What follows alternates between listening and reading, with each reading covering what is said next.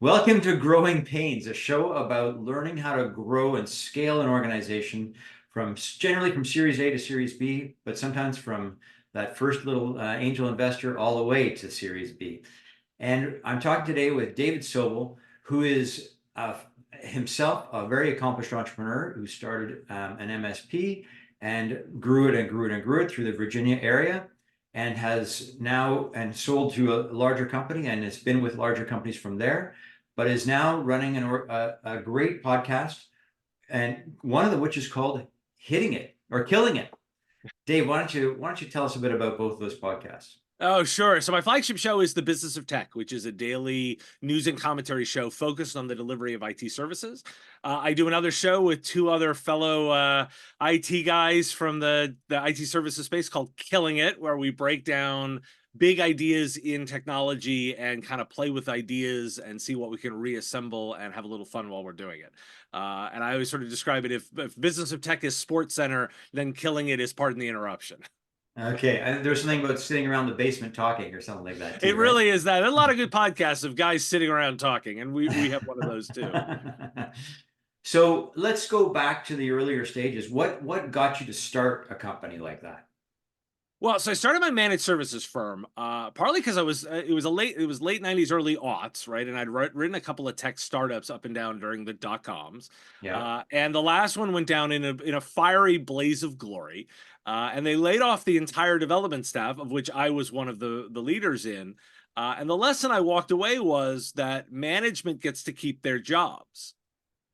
And I could run a company into a wall just as much as those morons could, but I got Right. to keep my job. Right. Right. So, Right. Right. like Well, some every has to good, keep the debt, but well, fair enough, but I was a little younger too, and yeah. but as any entrepreneur knows, a little bit of good cockiness will get you a long way, right? Right. And I just had this idea of like, well, I'm smarter than those guys.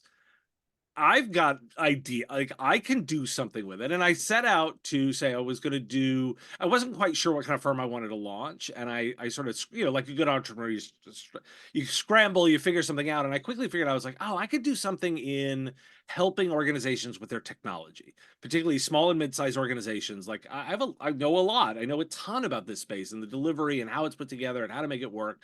I'll do something there. And I told my then Right. fiance at the time, it's like either something will come of this or I will go get a job. And we landed our first managed services client within about 45 days of launching the firm. Fantastic. And what got you that first customer? I mean, that's the critical part, right?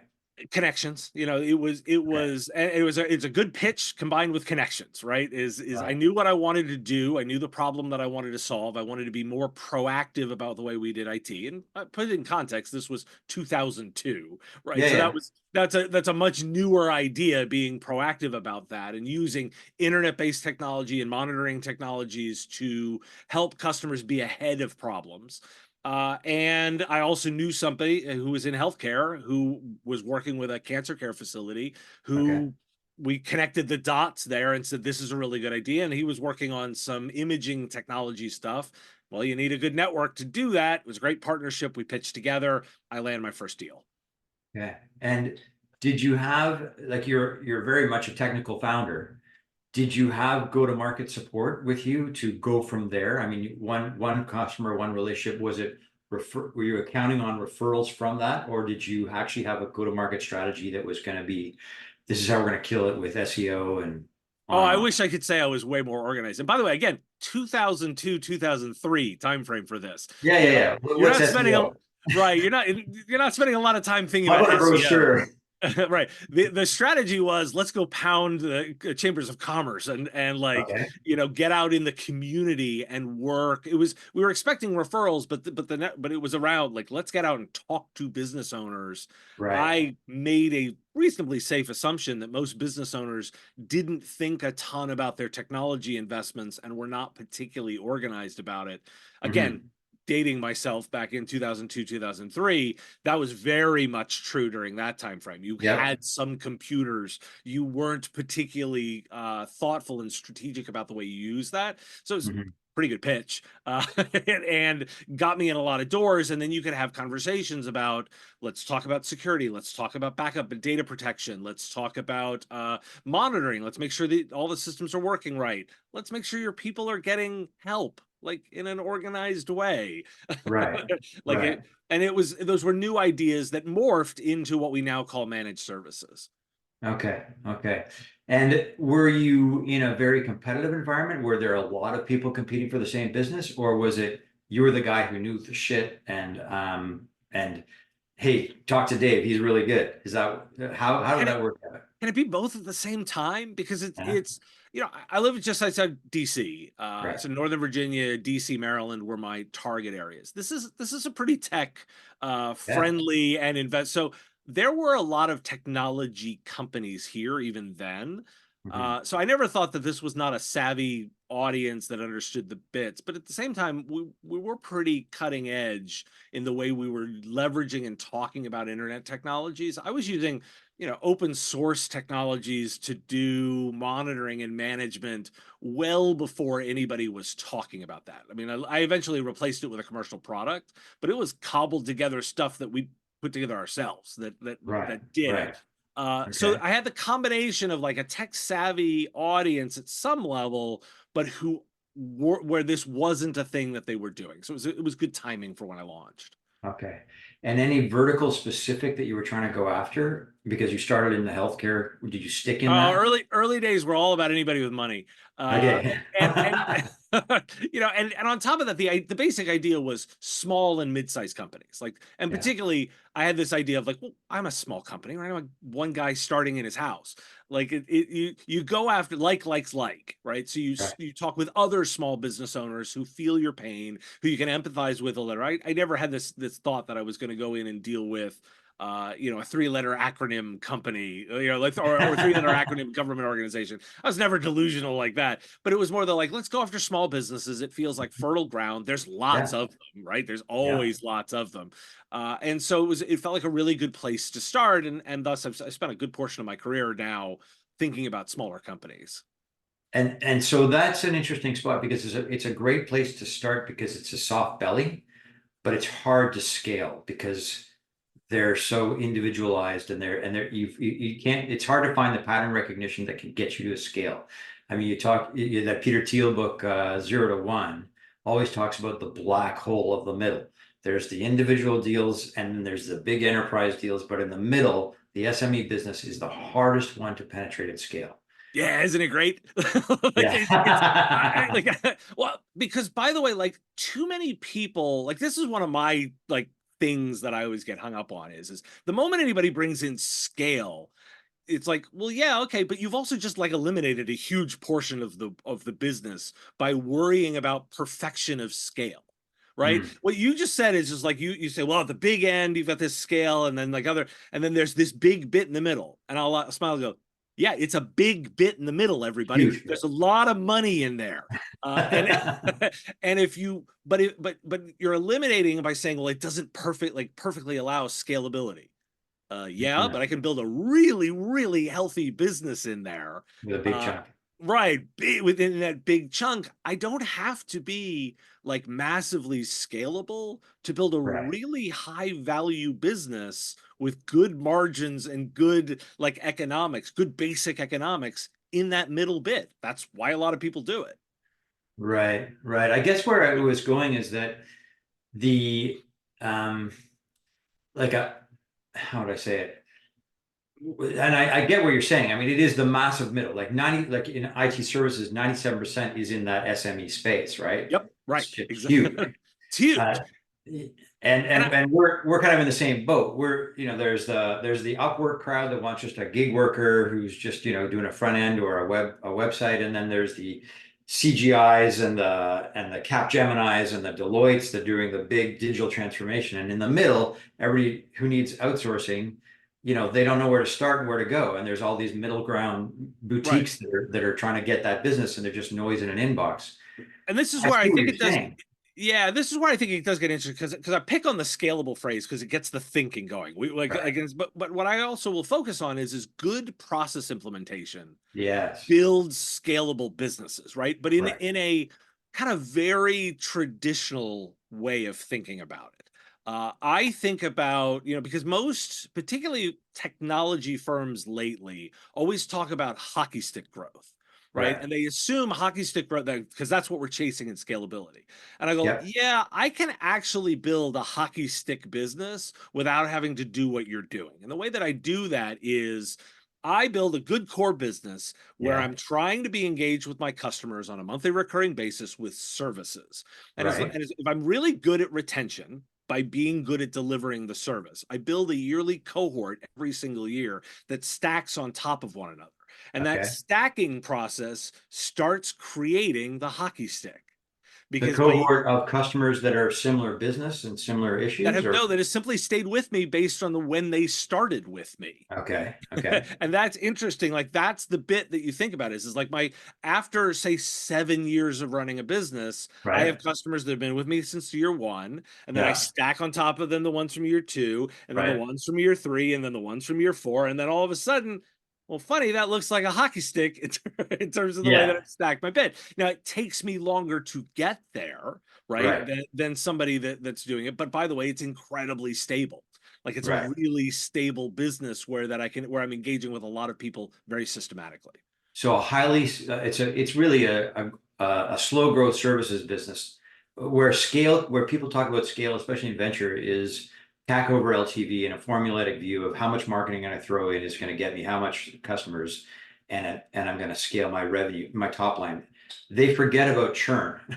Right, they totally forget about churn. And you haven't forgotten about churn, and that is where the bottom you're keeping the bottom solid, so you're continuously stacking on additional Yeah. incremental growth. And by the way, you totally do think about about acquisition costs and lifetime value. Like you have to think about those things. Yeah, But I tend to think about it in a little bit of like a longer term play, right. like LTV is much bigger. much longer, right? Like Yeah, actual long term, as opposed yeah, to because I sort of smile and go when some people go, oh, I'm worried about my like 18 month, 24 month return. I'm like, yeah, I'm thinking about my 7 year return. Like right, that's right, actual long term. right, right. And so technology changed a lot, obviously, from the knots to now. Um, and so the requirements of managed services changed a lot as people moved to cloud.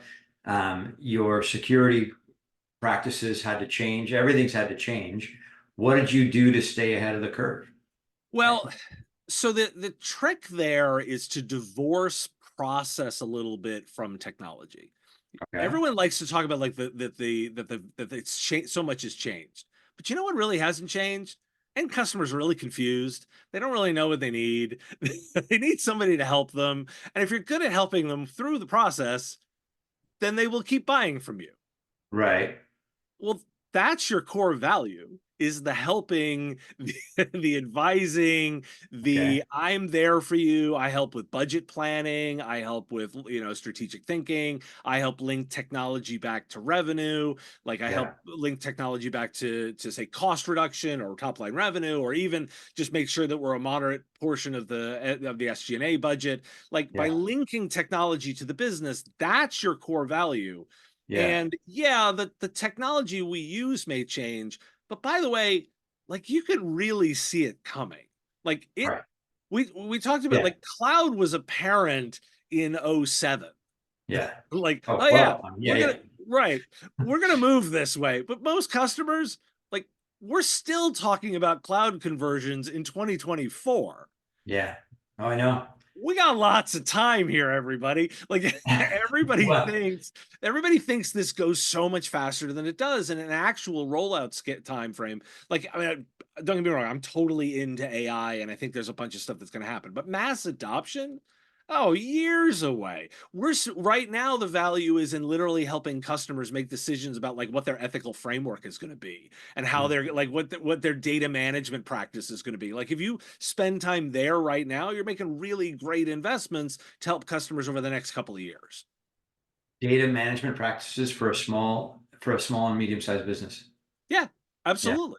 Because Okay. by the way, they're chaotic. They're totally Yeah, yeah. delightfully chaotic. It's amazingly fun, right? Right. But just a little bit of discipline, will Right. help them get real value out of the data they have in their business, like literally helping them make sure that it isn't spread across everybody's laptop, that it is in Right. a place, and that there is some sort of that is indexable, searchable, queryable, like actually thinking about what we're storing, data retention policies, like just all of the basic data management stuff that enterprise organizations have thought about for a very long time Had to. Yeah. is still massively an area of opportunity right now in small business, and it's a prerequisite to AI.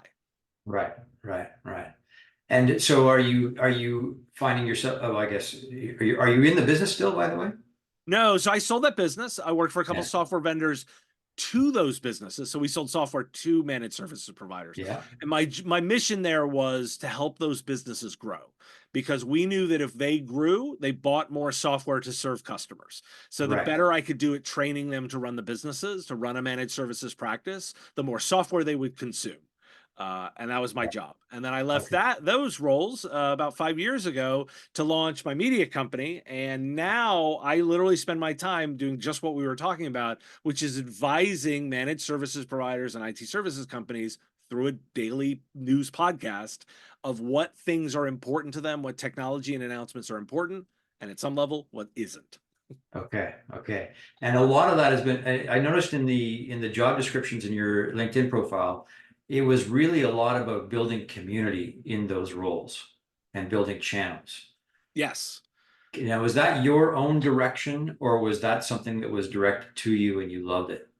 How did Uh, so for me, it's ultimately it's the realization of the way small and mid-sized businesses buy, right? okay, So having done it as a decade, when I that's went to great. over to the software vendor side, my Yeah, my discussions with them were like, look, the way you get into small companies is by understanding the dynamics of the people that are there, and oftentimes the advisor, particularly for technology, is an outside firm.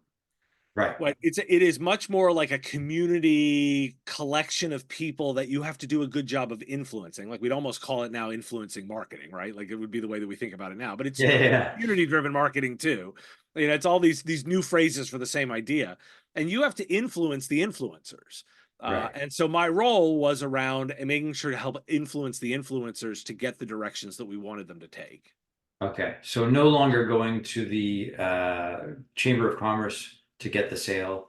It's building through the community, the trust factor that your services are going to be better. Well, in particular, yeah, in particular when I was with the software firms to the managed services firms, right? So because Right. I don't want to show up at the every chamber of commerce. What I wanted to be is in all of the places that those managed services providers talk, to help make sure that I'm providing value in that community in a way that makes me more valuable and makes me more attractive than people that they might be talking to besides that. Okay. So a lot of our listeners are trying to penetrate those markets. Can you walk us through what your best advice would be to a company selling a service and wanting to get it to the small business market that, as you say, has sort of this outside advisor that you don't ever meet until it's too late because that outside advisor has another relationship with someone else. Can you walk us through some of that and what are the best tactics to on go to market for those kinds of relationships? Yeah, I think about this space all the time because there's so many organizations, particularly products, and I mean that in the software sense too, like delivering software as Right. a service. But these are all products, right? So they're building Right. products and they want to get into this to the small business, and they often think like, well, I'll just go out there and advertise. I'll do a bunch of Google ads, and I'll do a bunch of and I will penetrate the small business market that way. And it's like, well, Mhm. okay, that's a component of that because you're going to get some awareness, but from a technology purchase perspective, Mhm. those small business owners, particularly we think about lawyers, doctors, small not-for-profits, you think about small retail organizations, small manufacturing organizations, like they probably don't have a technology in-house department. Like they don't have an Okay. IT department. They've hired somebody. They've Right. hired a managed services provider or an IT services company to do that. And that person or organization is the key advisor for making decisions. And Yeah, they've got relationships with vendors that they work with on a regular basis, right? Because that's like how they do stuff. And so like that's the piece that you've got to sort of really think about when you're building that product is, well, how do I get awareness in that community? And exactly. that is, and we literally refer to it as the IT channel, right? That is the Right. indirect channel that is selling, that is advising on software purchases to the SMB. You've got to think about, how do I engage that IT channel and how do I make my stuff relevant? Are they going to make money by reselling me? Can I make, directly, like Affiliate reselling program. Yeah, product? yeah. Or are Yeah. they going to make money on the services around me? Right. I Right. sell a product, but by the way, I don't care how your website says how easy your product is to do. Everybody needs help putting it together because it's got to integrate with the other portions of their business. Even just stringing it together, say with their QuickBooks and billing and accounting system or their email system. Mhm. Have you talked to a small business owner recently? They are not doing that themselves. They are Right. actually getting people to help them with that work. Right. And you have to be an influencer to those people too. And when you just sell only to the business owner, you're not getting in the ear of the advisor that matters. So so where are these people hanging out? Obviously on your podcast. Right. Um, I hope so. Right. But so they have they have communities themselves, right? They have conferences and they have discussion forums and they are constantly looking for new solutions. They have a distribution model themselves. Sometimes yeah. they'll work with a distributor to help them with technology investments. There's a Mhm. bunch of different Mhm. ways that they might be working here. Mhm. And so like you've got to make sure that you've thought about your channel strategy at some level. And by the way, you might decide you don't have one. I get it. Yeah. Like you might decide that you're purely saying you're not going to do that, but you may say, we're going to invest in building a program here that makes us attractive to the advisors to small business owners. Right, right. And what have you seen has been the most successful approach in that? Has it been just increasing the revenue per sale for the commissionable revenue for that channel, or has it been hosting and being the best party at those conferences, or what have you seen very successful that came out of nowhere and got in and penetrated that market? So ultimately, we got to start with the two headlines. You got to have a good product and you have to have really good support. And, Okay. and in particular, one of the things that I often challenge vendors that are thinking about this space is realize that the people that are doing support here are technical professionals that spend their entire time thinking about how we do IT support for small and mid-sized organizations. So Right. if you've got to make sure that you've got a technical support organization that can help them. The number Okay. one thing that I advise these And that means vendors like that are telephone and every level at every hour. every level, you got to know that when those people call in, they are asking really sharp, insightful questions faster than Right. most of your customers. If Okay. you, they have probably rebooted. Right. Yeah, yeah, Like to yeah, make yeah, it really funny, exactly. right? They've already thought to reboot the system. They've tried everything. Yeah, yeah. They've done They've all the already tried usual. everything. So you've got to figure out a way to balance them. But know that the reason that they are valuable is that they represent a much larger cohort of customers. If Hmm. you think about the normally if you're selling into SMB, you're selling to a 10 or 15 person law firm, right? Well, you got to Hmm. grind those out. But if you get one managed services provider who supports between 40 and 80 Right. small companies that are each 15 users, well, now we're talking, thousand Scale. right, thousand users under support from a single customer. Well, now Right. we're getting a little bit more interesting, right? In terms of the needs. But again, the downside is you're going to know that you're going to have to support them in a different way. Right. And so you've got to think about the fact that they are going to have that element of scale, but also know that they're supporting a diverse cluster of customers that Mm. they need to keep separate from one another, have different security needs, that kind of different piece you've Right. got to be prepared for. And we call it multi-tenancy, right? The Yeah. idea that one managed services provider then supports 40 to 80, 100, 1,000 different customers. Well, those are all individual tenants, and you have to have that level of scalability. Right. Right. And what I've found and this may not be true, but I do find that in the smaller businesses where there's, I mean, you mentioned doctors, for example. I used to be in commercial real estate, and doctors were I hate to say it, the worst tenant building you could have because doctors know everything. They are very smart More about people, real aren't estate they? than you're supposed to know, right? And they'll remind you of how smart they are. Exactly. And probably the lawyers the same thing. And they tend to think they don't necessarily value the service. So they're grinding the MSP on Yes. value, on cost. And so they sometimes go to the lowest cost provider, which then is, of course, is forcing anyone who services the MSP to go low, low, low, as opposed to value and efficiency.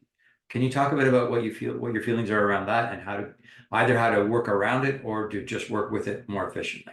Yeah, I mean, the answer is that there's something for everybody in the Okay. space, right? And so you can find, we often draw our graph of profitability among these and look at the solution provider market. There Right. is a best in class community that maintains really great margins. They deliver on they sell on value. They work with high end customers. There's also about 30% of the market that is break even or losing money at any given moment because there's a lot of Okay. churn. Again, this is a small business kind of environment, so there's Yeah. churn, there's lots of learning, there's lots of problem, and then in the middle they've got 50% of the market or so, which is grinding it out in the middle, just like you talked about. And so you need to Yeah. think about the different levels of execution of the people that you'll be engaging with.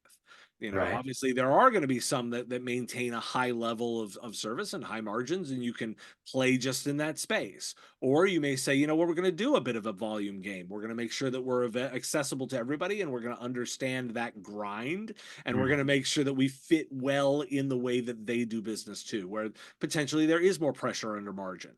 Now, the good news, most of the time, companies like what we're talking to right now that are listening to the show, likely more in the product and software side of things, Mm. likely you can retain a little bit more cushion because you're a product company versus a services company. Remember Right. that your customers, their number, these MSPs, their number one expense line item is labor.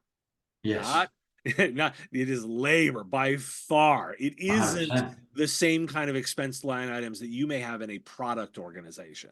So it looks a little bit different. And that's good for you as a product organization because you're able to wedge in there and you can have some pressure. You can take more pressure than the resellers that are working with your product can. Okay. So let's actually, that's a great point because labor and technology, as we all know, is being made more efficient by AI. And how is AI affecting the MSPs? It's early days, right? Yeah, So because in most cases MSPs, IT services companies, are implementers, not creators of technology. And what I sure. mean by that is they are taking product sets, tool sets from a number of different vendors, and they're combining them and assembling them into to offer complete solutions to their customers.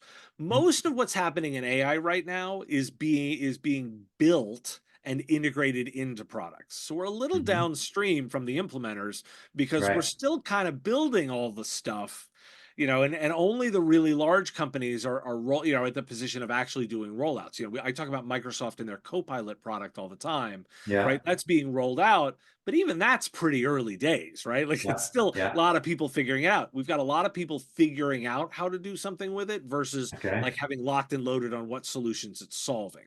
So it's still a little early days. In particular, where we're looking at where they're finding value is in the same places that a lot of companies are. Helping with marketing copy, helping with automation Yeah, of email, like some of the generative AI kind of stuff. We're yeah. also seeing benefits in security and automation Okay. generation. So for our Okay. ability to, look at cybersecurity data and synthesize it is rolling out very quickly among cybersecurity products. We're also seeing it in our ability to do, because it does coding really well, we can do Hmm. automation of IT tasks. So Hmm. it's much easier to write a PowerShell script, for example, to automate some trivial IT task than it was 48 months ago. Right. Like we're in a much better place. So we're seeing acceleration there, but it is still early days Yeah, because fully baked products aren't in market yet. correct. Okay. One of the, but support, for example, which you said labor is the biggest cost for these MSPs. Surely those pattern recognition and problems associated with integrations and the service have to be something that has been, there's enough data on those kinds of questions at an aggregate basis that you could have significant automated support in AI. Have you seen any of that? It's coming. We're Yeah. seeing lots of flashes of it, and we're seeing the tool providers that work here implementing at different speeds and implementing in different ways. It's super exciting, right? It's a great Yeah. time to be in this because it's changing things up. But I wouldn't say that anything is fully baked right now, Right. particularly at the, particularly for the SMB and mid market. Uh, Okay. Exciting. People that figure it out and try new things are gonna do really interesting and profitable stuff, but Yeah. it's not quite fully baked yet. Yeah. You do not want the chatbot hallucinating about how to fix No, not an really. I mean, integration we can with have some data fun with. security. Yeah, we can have some. There's been some fun, interesting things that have gone off the rails in terms of what we're seeing with some of those chatbots. But by the way, it is helping in the back end in some help desks, for example. So Right.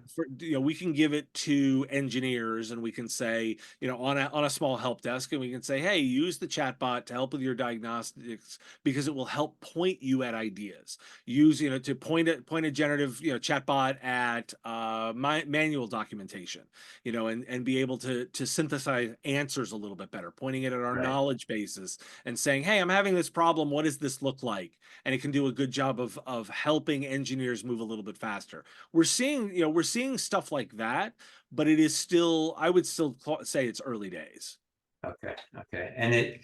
And I guess, I mean, you'd be feeding it the manuals and all that documentation. Would those manuals even, and documentation even be up to date with the current versions of the products is a good question, right? Does that, Right. And that's the trick, right? Is a lot right, of this stuff is linking all the data sets together and making sure that that's not as perfect as we'd like it to be. And by the way, you still have to manage some hallucinations, and you have to manage, yeah, yeah, like, so there's enough here that it's still a little bit of work. But by the way, one of the interesting things we're seeing particularly around AI is that a lot of AI is being introduced by workers themselves.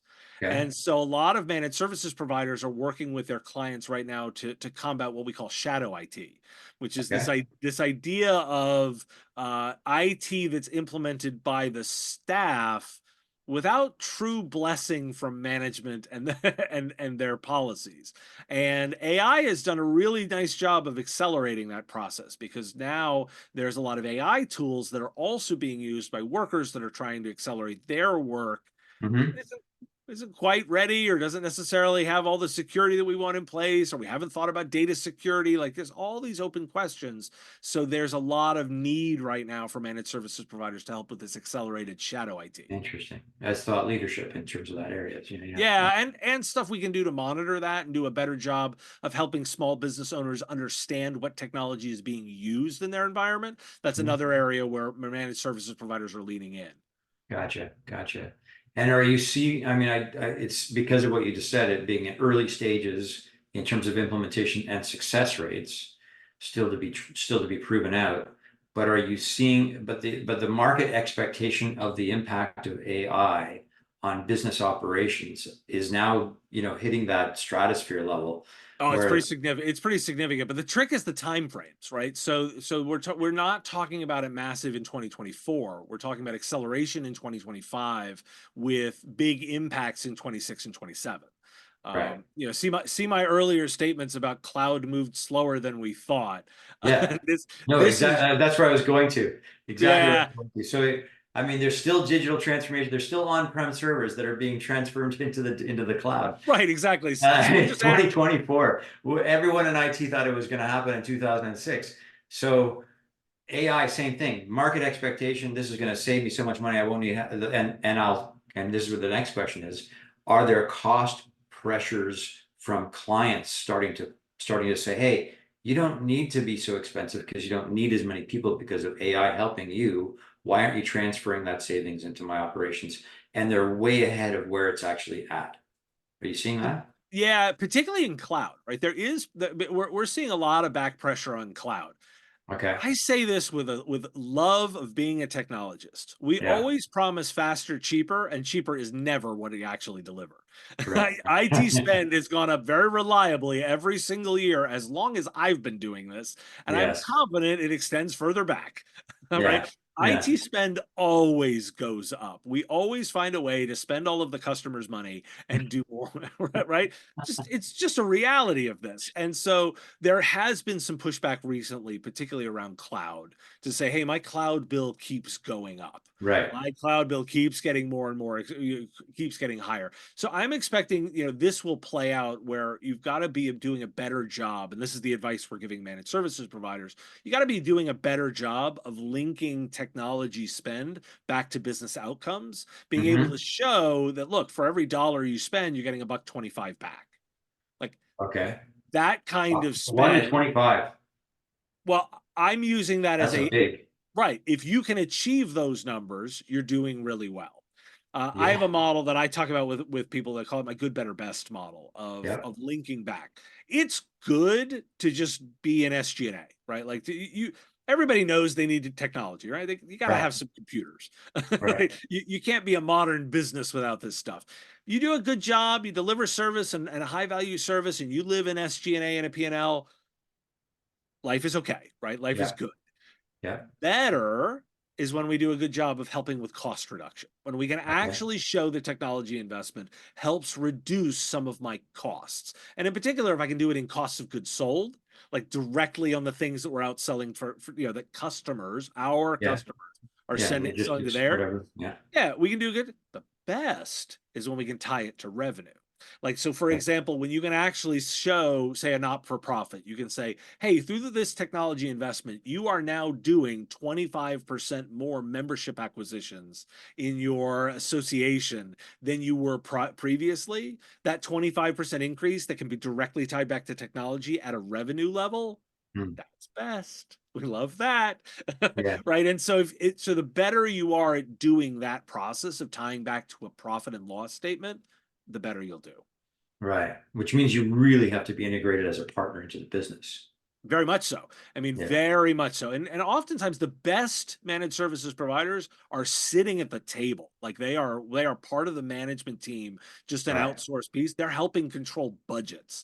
Like they are Right. not just, and this isn't just the owner says, hey, I'm giving you a line item. No, they're helping to justify the line item, building out the next, say, 1 to 2 to 3 year technology spend for the SMB. Like if you think about that small law practice, right? Who actually Yeah. is working with a provider who is providing with them a detailed budget for their next 3 years of technology spend. That's a great advisor. But for your listeners, that's somebody you may not have thought about that you've got to influence. Yeah. That's a rare breed of MSP too, because in the organization, you think of the MSP as, hey, they're handling my technology services. They're managing all the integrations. I know my business. And truthfully, the people who are actually executing on the technology side of it are technical people. They're not necessarily business people. So to have that combination, you're talking about two different people, I'm assuming. One who's sitting at the table and one who's actually Or an organization. Like I'm looking at yeah. it saying like there are MSPs that have achieved some level of significant scale now, Right. with both regional or national or international that focus on the SMB. We're not talking about those Right. big, Capgem, Yeah. CGI. Like we're not talking about that. There are ones with national footprints now that have achieved that level of size with that level of expertise, and so they've got teams, right? They've got account Right. manager type teams with Right. business analysts. They've got help desk. They've got network engineers. They've got security engineers. Like they've got Yeah. this entire outsourced IT department, Yeah. literally the promise, right? But that IT department includes CISO services, CTO services, all delivered virtually. Right. Right. Right. Right. Right. So let's go. I'm going to go back to your experience on the business side of growing the company, then selling the company. What inspired you to sell the company? Did somebody come knock on your door and you said yes? Was it the right time? Were you looking for it? Let's talk about a bit about that. Yeah, so for me it's a very personal, and I think for many entrepreneurs it's kind of a personal decision, right? Okay. Is I've been doing the business about 10 years, and it's a good solid business. I love that. Mhm. Yeah, I love the managed services space because it's a good solid business. As I've alluded to, it's also not like, you not that infinite scale. I'm gonna grow it up and have some kind of massive IPO pop. Like, it's not that Right, kind of right, thing, right, right. It's right? it's a coupon clipper and Yeah, it's a good cash machine, right? Like it, right. and like you like that kind of thing. But I've been doing it 10 years and actually had some internal staffing woes where I had two Okay. key staff members leave, right? And as Okay. any entrepreneur knows, that's a moment of reflection, right? You take that moment, you say, well, what am I going to do now? And for me, the decision was, I don't think I've got another 10 years in me of this. Right. I was staring at I'm staring at a birthday that ended in zero. But it was a younger one. But I said, if I add another number to that first digit, I was looking at 40. If I'm looking at 50, I want to be doing this at 50? Yeah. Probably not. I think I want to Right. be doing something else. Uh, Okay. okay. And I said, okay, so based on that, if I don't have that next arc in me, what Hmm. should I do? And my major key insight at that point was, when you lose two management positions, that actually makes you more valuable as an acquisition target Why? because, You're well, good. because you come with customers, Yeah. doers of the work, and not managers that have to be retrained. Right. I can sell Okay. to another That's organization interesting. that can bring in their management style against my customer base Okay. and implement it. That's interesting. I've never heard of that. That's a very insightful And I piece had that there. I had that moment and I said, you know what? This is an asset. Right. Like I've got young junior frontline engineers that are Right. eager to do the work. Right. And I don't have as many managers right now. Okay. Huh. Huh. Let's give it to somebody who can take that raw piece, impose their own standards, their own management style, and if we do this right, it'll work. And they'll get value and I can walk away. And Um, so can you give perspective on how big the business was and whether or not as a services company, because like we do talk about scale and it's really stacking and not churning that yeah. help build the business. What kind of top line revenue or Yeah, EBITDA? so at its biggest, my firm was 1.4 million in annualized contract value. Okay. Okay. Right? So it's a pretty good book of business, right? When you're Yeah. doing that in recurring revenue. It was a little smaller when I sold. Yeah. And so we did a really good deep dive. And I took the open the kimono style approach with this. Even Yeah. as we signed NDAs, because of course Yeah. that's a smart thing to do. But the Yeah. moment the NDA was signed, there was no hemming and hawing and holding information back. I gave Right. them full access to everything. Best Gave way them to approach a sale. Give them my QuickBooks 100%. file, gave them my all my Yeah. contracts, Nobody gave likes a surprise at the end of the day. no, exactly. And I said the best way to beat due diligence is just like show everything, right? Like here Here's is the data every room. yeah, here's every little dirty secret I've ever done. And I was pointing things out. Oh, I screwed that up. Oh, this one's bad. Oh, that contract's a problem. Like I'm trying to give them as much information as possible for Mhm. them to do an assessment. And we actually worked on they actually adjust the sales price in my favor after through that process because Really? really because of the way that we did it. And they actually sort of said there's actually a little bit more of value here that you would undervalue. Uh, Wow. so it was a really good collaborative process, right? Again, a couple of small business guys sitting in a room Yeah. figuring out how to do a deal. It's the best Right. possible way to do this stuff. There's Uh, no broker involved. You no, didn't, it was another local firm that I knew. We okay. had been they every year they took me out to lunch and always laughed. One day we're gonna buy you, Dave. And okay, Okay. Okay. it was a Okay. With that. friendly kind of engagement. And that year it was the year I called them and said, today this is apparently the year. Okay. Okay.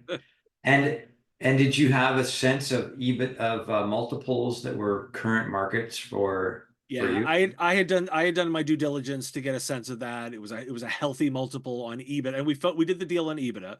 Okay. And it was done. The structure of the deal was a down payment and a payment over time on retention. Okay. It was the way we structured the deal. It was a 2-year then both of us then thus incentivized to keep the customers. Yeah. And I closed out that deal early. They paid me. I was paid off ahead of schedule. Okay. Uh, and that's. I mean, I'm looking in the rearview mirror. That's the deal was about 13 years ago. I couldn't tell you how many clients are still there, but I Okay. do know at least one staff member still there, built his entire career there. Wow. And That's good. so, and the measurement that I had used was 3 years post closing. They Yeah. had retained 80% of the customer base and all of the staff that went over who had chosen to go over were still there 3 years post the deal. Good friendly buy. That's good. That's Very good. much so. And it was all about like just no egos. Check your like this is all just Yeah. numbers and deals and like we've got to work together to make sure that all of the people portion of this Hmm. works. Are the Right. staff going to want to do it? Are the clients going to be okay? Are we So communicating important. really well? Like Yeah. all the stuff that matters, Mm. that's the stuff that keeps retention really high. And by the Right. way, to my earlier piece, that's the only way the multiple continues is if you're Sure. doing a really good job of retention. And so we lose anybody during this process, the Value deal goes. value starts falling apart. Yeah. Yeah. Yeah. Okay. So I'll skip the next level of employment and go into the media space. So you decide to start this media company.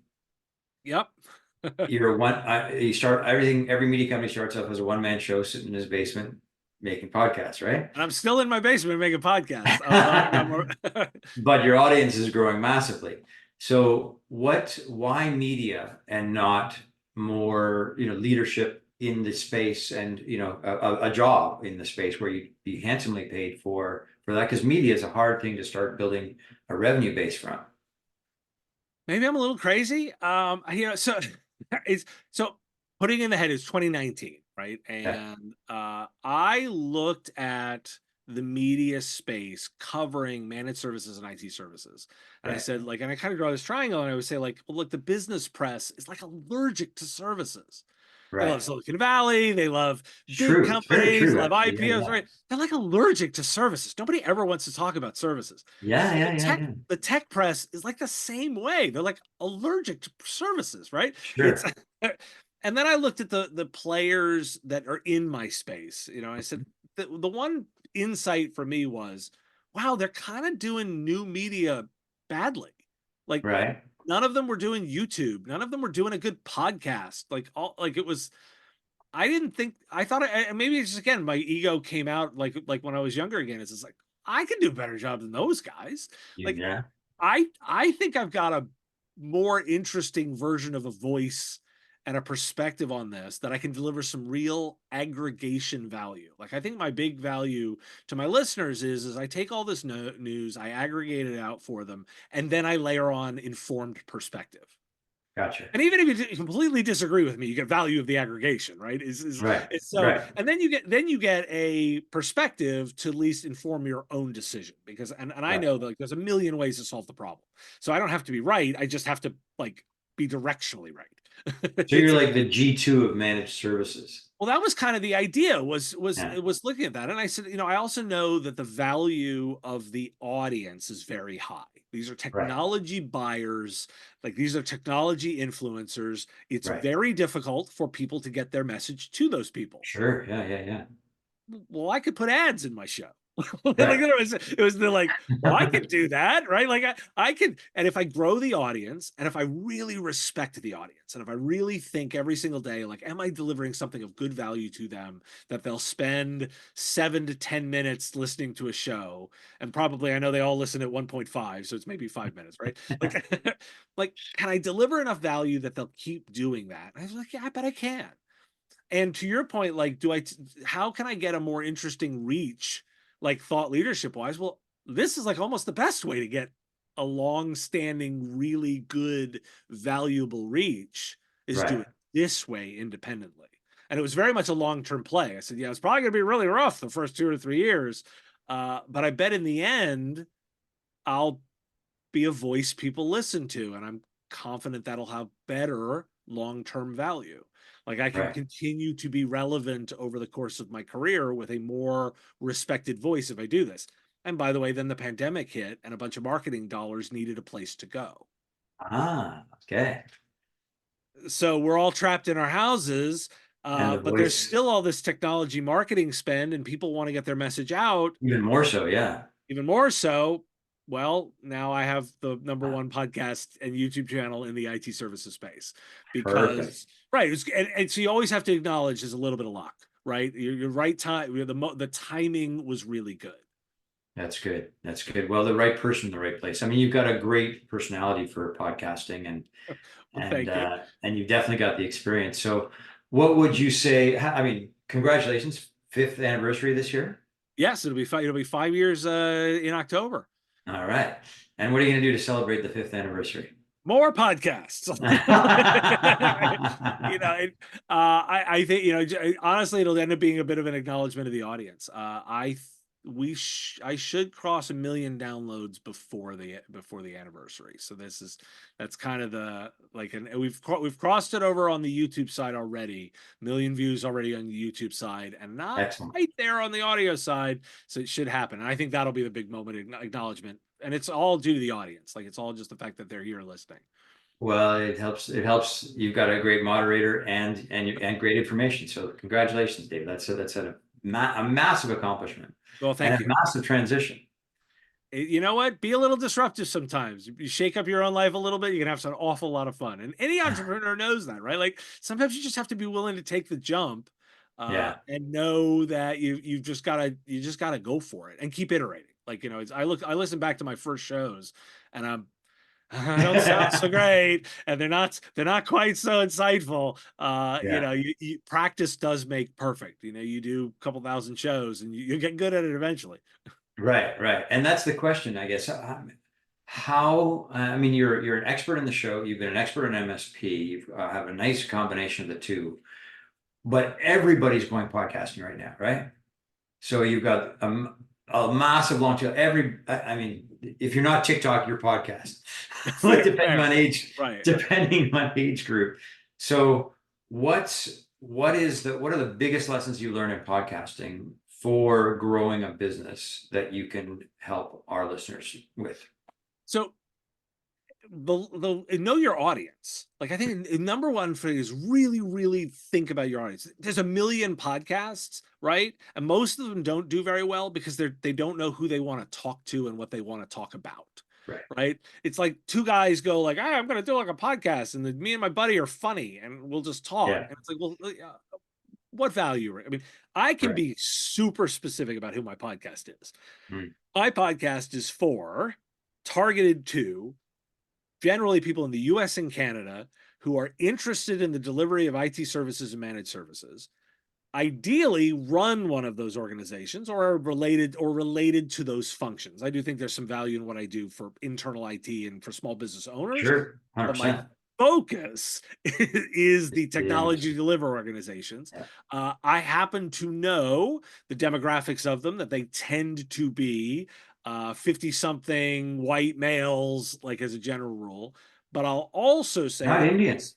well, yeah, but I also say that I spend some time thinking about the next generation of those people. Right. I have not hit 50 yet. So I spent a little bit of time thinking about turning to Gen Z and millennials to say, Yeah. like, I'm going to make sure to talk in that tone, try not to Right. get too wrapped up in too many three-letter acronyms Yeah. Yeah. and assuming everybody looks like, like me and older white guys, and think a little bit about how it sounds to a younger generation to make sure that I'm expanding that voice. But everything I've just said to advice is I know exactly who I'm talking to, and I Yeah. think Yeah. Yeah. about the persona really deeply so that I can be very, very relevant to those people. So my number one advice, like coming out of this, is my success came from knowing that audience talking to them in a way that speaks their language and Right. delivers real value every single day, and ideally more value than I cost. Gotcha. Yeah, yeah. And then I wanted to unpack a bit what you just said about the next generation. I mean, in all businesses, all SMEs across North America, around the world, is this challenge of intergenerational change. That, you know, the older generation, the kids don't want to do that business. They don't want to, be a bricklayer. They don't want to be a restaurant owner. They don't want to be whatever it is, a car wash operator. They don't want to, and so in MSP, are you seeing a potential for a problem with that pickup from the next generation? I think I'll challenge your premise a little bit. Okay. Because I wouldn't agree that that generation doesn't want to do those jobs. What I'm going to say Okay. is maybe they just don't want to do it the way Their we parents did did it. Yeah, yeah. it. Okay. Right? That's yeah, And that's good. and so this is the bit where I smile and go, I like to have some fun with this. Who said I was right to do it the way I did it? Right. There isn't one way to do this. I'm in technology because I like things that get disrupted. Yeah. Why wouldn't my own space like be open to that? And why wouldn't I want to be along for the ride for the new ideas, or advising and giving guidance to those that are trying to be disruptive? And I think I also go back to the core premise, right? Like we talked about this right earlier in our discussion. I think about the value of an MSP in the advice and guidance given. Mm. It's a really human thing. Yeah. People want to help other people, Right. right?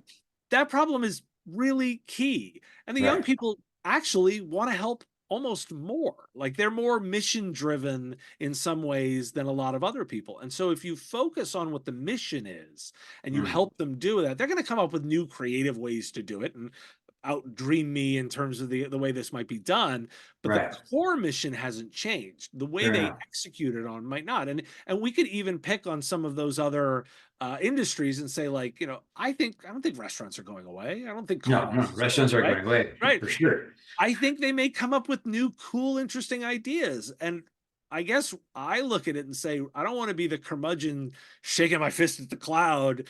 And instead, I want to be the a little bit of gray hair that listens and goes, I want to know more about that idea. Right. Good for you. Well, that's why you were able to transition from operator, owner to employee and driver of business to a media guru. Here's the hope. Here's the hope. But it's, It's the curiosity. I am I know we have real challenges, but I am more excited about the younger generations than ever before. My interactions with them are smart. They Yeah. ask great questions. They're Yeah. thoughtful. They think about way bigger issues than I did at that age. Yeah. like they have they've they've taken in the lessons we've taught them about like living a full life and and having interests and being whole people and being interesting and like challenging ideas. Like they've internalized all that stuff. It's awesome. like Yeah. I Yeah. and I Yeah. look at it and say, like, why not embrace that and help channel and invest in the future by leaning into it. Yeah, I guess that's the point. You're absolutely right that, and I find them really good hackers at finding creative, resourceful solutions that are way more efficient than anything I would have ever done. So that's absolutely true. There's a great opportunity there. I just wondered how many of them are going into the MSP space as opposed to going into a cool SaaS tech company, and whether there's a labor issue in this MSP space. There certainly is still growth in this space, and what's Yeah. interesting is that there are new emerging companies coming on all the time. Some of them are buying the older legacy companies, Yeah, I was going to say it's probably a lot because of by the way, a lot acquisition. of people have been at this for a long time. I know Yeah, business owners in the managed services space, 30-year owners, 40-year owners. They're ready to retire. right. Right. And so, these younger owners can purchase those organizations, can help grow them. There's lots of exit strategies now for them. I'm encouraged with what I'm seeing in the space, not worried about it shrinking. Cool, cool. Well, my guest, Dave, is going to be advisor on a PE firm that does a roll up of all these smaller organizations. I am available for advisory services. I do not mind saying Sure, it. that's going to be a good push. All right, well, Dave, thank you so much for all your advice. And is there anything I didn't ask that I should have asked that you'd like to share? Sean, this has been great, and I would really tell those thinkers that are thinking about the SMB space, you really do need to think about what your strategy is to deliver in the SMB space through the advisory network that is generally for technologists through managed services providers. You got to have a strategy. That strategy might be we don't engage, like that could, but it's an intentional decision versus not. And I think that would be the one thing I would want people to take away from this conversation. Okay. Well, Dave, and can you do a pitch for your podcast right here, right now? Of course, I appreciate that. I do 7 shows a week. So in terms of so there's news shows, there's interview shows, and a live show. If people have questions, you can actually show up and ask me questions right on a live stream.